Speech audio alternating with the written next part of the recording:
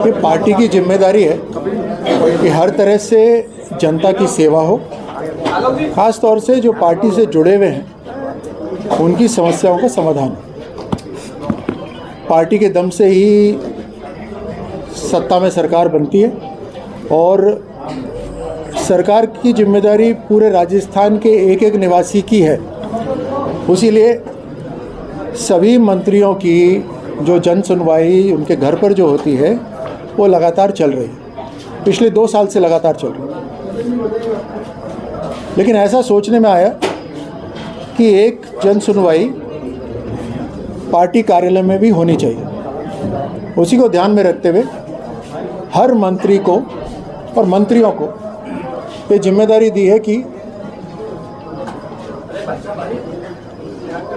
एक दिन कार्यालय में बैठेंगे और यहाँ पर जन सुनवाई होगी। आज उसी को ध्यान में रखते हुए जन सुनवाई हुई।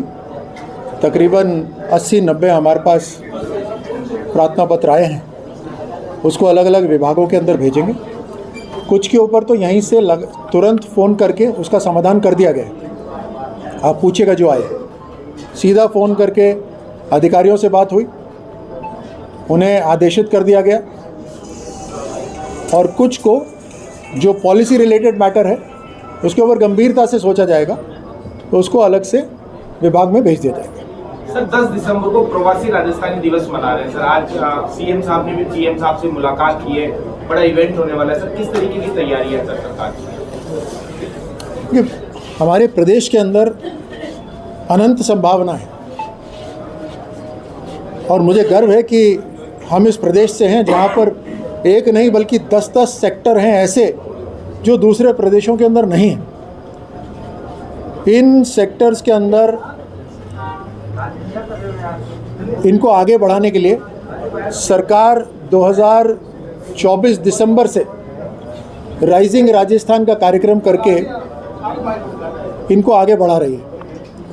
चाहे नीतिगत निर्णय हो, चाहे सिंगल विंडो क्लियरेंस हो, हर तरह से प्राथमिकता से इन सेक्टर्स को आगे बढ़ाया जा रहा है और इससे डायरेक्टली रिलेटेड है एम्प्लॉयमेंट जनरेशन, रोजगार की संभावनाएं खुल जाती हैं उससे। उसी को ध्यान में रखते हुए गति बनी रहे, गति में कोई कमी ना हो। और साथ साथ हमारे जो प्रवासी राजस्थानी हैं जो दूसरे प्रदेशों में या दूसरे देशों में जिन्होंने अपना नाम कमाया है, उनका घर हमेशा राजस्थान रहेगा और उनका दिल भी राजस्थान से जुड़ा हुआ है। उनसे लगातार अपने अपने गांव के अंदर या ज़िलों के अंदर कुछ ना कुछ CSR से वो निवेश करना चाहते हैं। उसको संगठित रूप से, व्यवस्थित रूप से हम आगे बढ़ा पाएँ, उसके लिए भी उनकी सूझबूझ समझदारी से राजस्थान किस तरह से आगे बढ़ सकता है, उसलिए भी उनको एक सम्मान दिया जाए और एक अवसर ऐसा बने कि प्रवासी राजस्थानी और राजस्थान दोबारा आए। इस कारण से हमने प्रवासी राजस्थानी दिवस मना रहे हैं। इसका रिस्पांस बहुत अच्छा आ रहा है। तो सरकार का ये ध्येय है कि हर तरह से हमें प्रदेश को आगे बढ़ाना है, उसके लिए हर संभावना को तलाशा जा रहा है, उसके ऊपर काम हो रहा है। सर एक के अंदर कुछ जो खिलाड़ी हैं उनको परेशानी का सामना करना पड़ रहा है। जो ग्वालियर से टीम आई है बास्केटबॉल, उन्होंने खुद ने रिक्शा हायर करा और इतना शानदार कार्यक्रम राजस्थान में हो रहा है, एक अंतर्राष्ट्रीय स्टैंडर्ड का हो रहा है। और जिस खिलाड़ी से आप पूछेंगे, आप तो मीडिया है, तुरंत जाकर पूछें, जिस खिलाड़ी से पूछेंगे वो यही बताएंगे कि बहुत शानदार कार्यक्रम यहाँ पर हो रहा है, आयोजन बहुत शानदार हो रहा है। आपको मैंने पहले भी ब्रीफ करा था कि हर टीम के लिए बसें रखी गई हैं और गाड़ियाँ रखी गई हैं, लेकिन वो निर्धारित समय से ही चलती हैं। और आपको मैंने ये भी बताया था कि कुछ खिलाड़ी समय से जल्दी वापस लौटना चाहेंगे, तो उनके लिए हमने टैक्सीज़ की, ऊबर की भी व्यवस्था करी। तो अगर कोई ऊबर में जा रहा है उसमें कोई गलत बात नहीं है। हम खुद जाए, भिन्न भिन्न तरह की समस्याएं हैं। कुछ रेवेन्यू रिलेटेड है, कुछ पाइप के कनेक्शन, पानी के कनेक्शन से संबंधित है, कुछ एजुकेशन, कुछ ट्रांसफ़र से संबंधित है, ज़्यादातर ट्रांसफ़र से संबंधित है।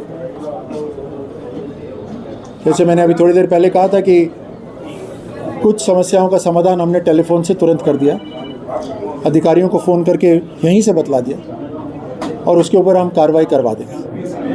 कई बार ऐसा होता है और जन सुनवाई इसी कारण से होनी चाहिए और इसी कारण से हो भी रही है कि समस्याएं सही अधिकारी तक पहुंच नहीं पाती। जन सुनवाई के माध्यम से सही चैनल से सही अधिकारी तक तुरंत पहुंचेगी तो उसके ऊपर कार्रवाई भी तेज गति से होगी।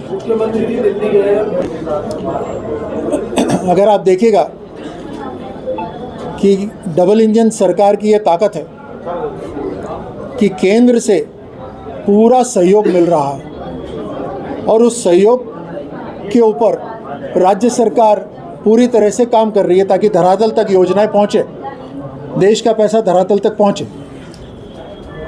अब पिछली सरकार जो कांग्रेस की थी वो विरोध में चल रही थी।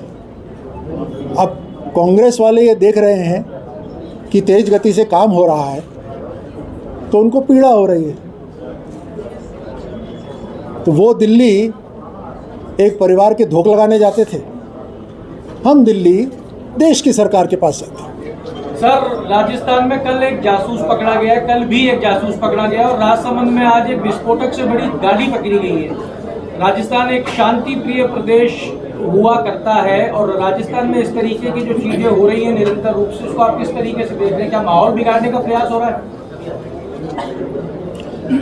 देखिए, ये चुनौती आज के समय में हम सभी के सामने, और इसके लिए मैं राज्य सरकार की जो एजेंसीज़ हैं और राजस्थान के जो जनता है उनको मैं धन्यवाद देता हूं कि वो सतर्क है।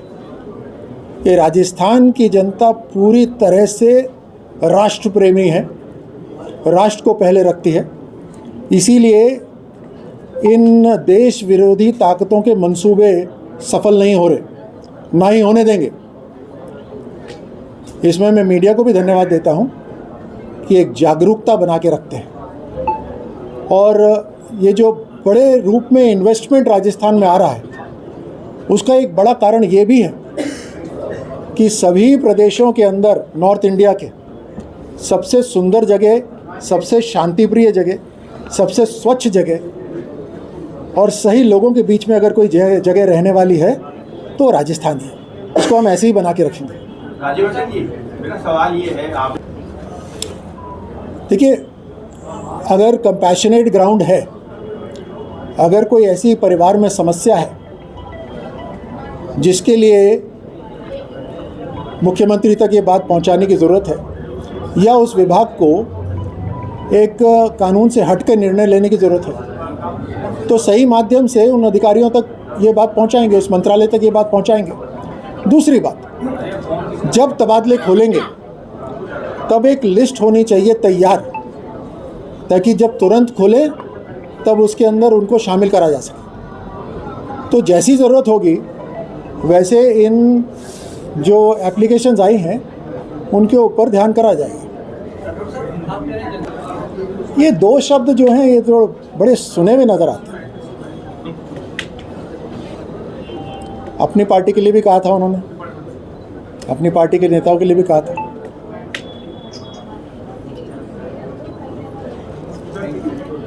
चलिए, बहुत बहुत धन्यवाद।